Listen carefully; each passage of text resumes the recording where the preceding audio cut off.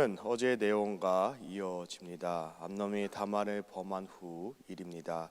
이제 암논은 다말을 미워하게 되었습니다. 그 마음이 다말을 사랑하던 사랑보다 더한지다 라고 말하고 있습니다. 다말을 향한 그의 감정이 사랑이 아니었음을 알 수 있는 부분입니다. 그리하여 암논은 다말을 쫓아보냅니다. 다말은 이에 대해 옳지 아니하다, 나를 내보는 이 큰 악을 아까 내게 행한 그 악보다 더하다라고 지적합니다. 이것은 그 당시 율법에 어긋난 행동이기 때문입니다. 왜냐하면 율법은 약혼하지 않은 처녀와 관계를 했을 경우 그 여성의 아버지가 거절하지 않는 이상 반드시 결혼해야 한다고 합니다. 이렇게 된 이상 다윗에게 말하고 둘이 결혼하는 것이 맞는 것 같습니다.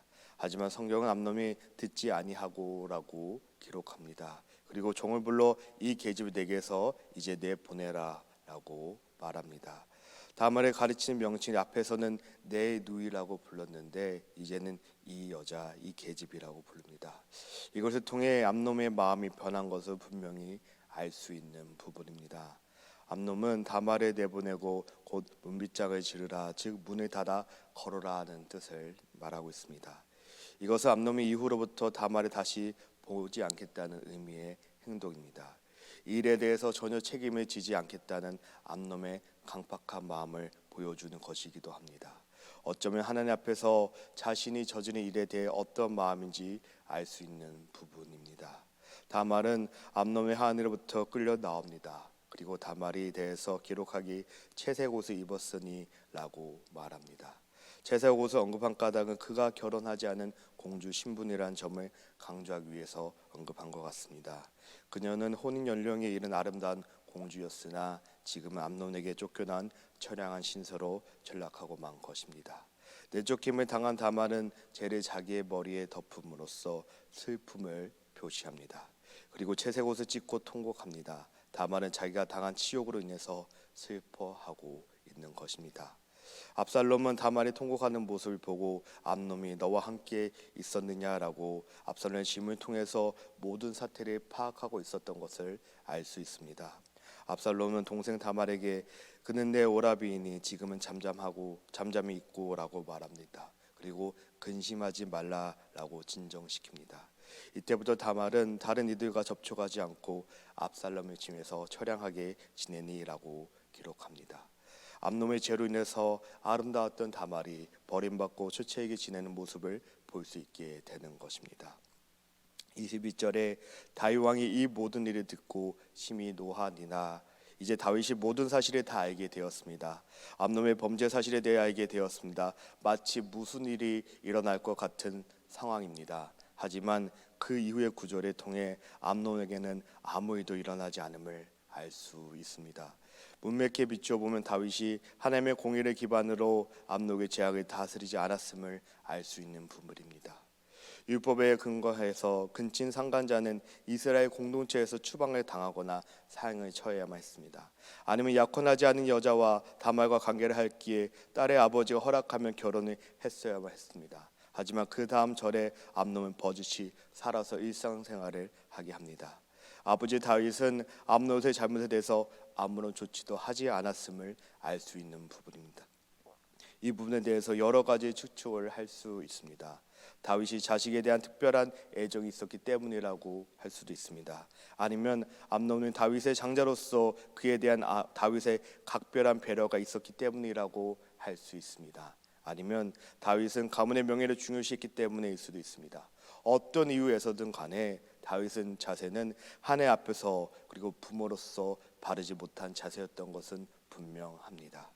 다윗이 아무런 조치도 없이 심히 노하니라라고 끝난 것으로 압살롬은 암논을 미워하였지만 어떠한 자잘못을 따지지 않았습니다.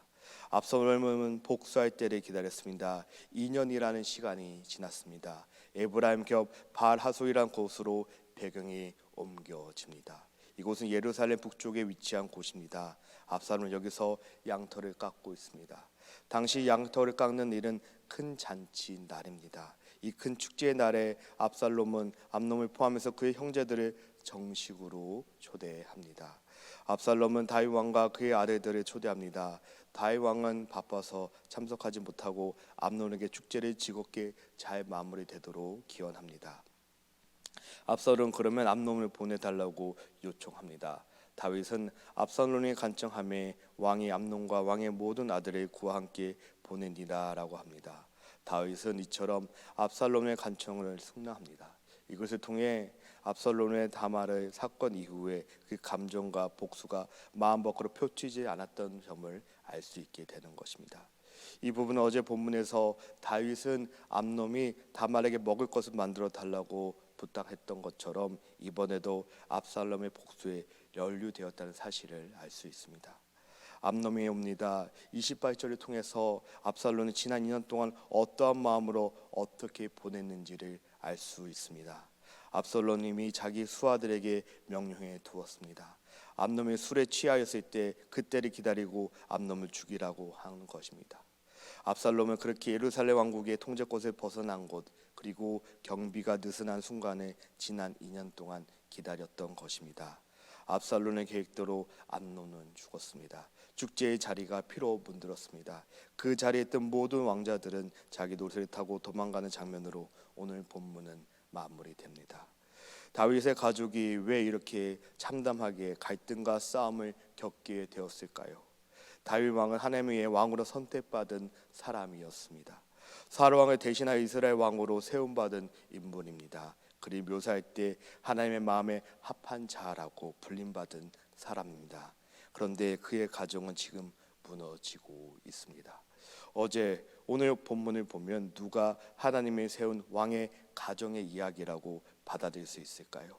암논이 누이 동생을 겁탈하는 일은 이들을 더 이상 한 가족으로 말할 수 없게 된 것입니다. 가족이 완전히 해체되는 결과를 가져오게 된 것입니다. 다윗의 죄는 자신뿐 아니라 가족들에게 악영향을 미치게 되는 것입니다. 바세바에게 빠져 앞뒤 가리지 않고 행했던 다윗의 모습이 암논에게서도 보입니다. 다윗이 범죄를 감추기 위해 충성스럽게 싸우는 우리아를 최전방에 보낸 의도적으로 죽게 한 다윗처럼 압살롬은 복수의 계획을 세우고 암논을 죽이기 위해 멀리 불러내는 압살롬의 모습과 겹치게 되는 것입니다. 죄가 얼마나 무서운 것인지 알 수 있는 부분입니다. 죄는 죄의 연결고리를 가지고 있어서 그 영향 속에 있는 모든 사람을 바꿀 수 있게 되는 것입니다. 죄는 자신을 파괴할 뿐만 아니라 관계된 것들을 무너뜨리게 되는 것입니다. 다말에 대한 복수로 암논이 살해당하는 것으로 모든 일이 종결되지는 않을 것 같습니다. 암논에 대한 복수는 더욱더 많은 문제들을 낳을 뿐입니다. 암논을 살해한 압살롬은 결국 도망자가 됩니다. 그는 도망으로 끝나지 않고 압살롬의 반역과 죽음이라는 새로운 단계로 나아가게 되는 것입니다. 만일 다윗이 밥세와를 범하지 않고 우리아를 죽이지 않았다면 다말에 대한 암논의 범죄가 일어나지 않았을까요? 압살롬이 2년이라는 시간 동안 기다리며 암논을 죽인 것은 여동생을 위한 정당한 복수인가요? 아니면 자기의 뜻을 이루려는 악의적인 살인인가요? 수많은 방향으로 나아갈 수 있는 질문들입니다. 오늘 본문에서 가장 안타까웠던 부분은 21절입니다. 다윗이 이 모든 일을 듣고 심히 노하니 나입니다. 다윗에게 잘못된 것을 다시 잡을 수 있는 기회가 분명히 있었습니다.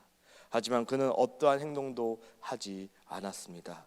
매 순간에 하나님께 기도하며 물어봤던 다윗의 모습은 어디로 간 것일까요? 암논과 함께 하나님 앞에 회개하며 엎드려 했습니다. 그리고 다말을 아내로 맞이하든지 아니면 죄에 따른 타당한 죄값을 치르는지 어떠한 것을 하나님 앞에서 결정해야 했습니다. 하지만 다윗은 심히 노한 것으로만 끝났습니다.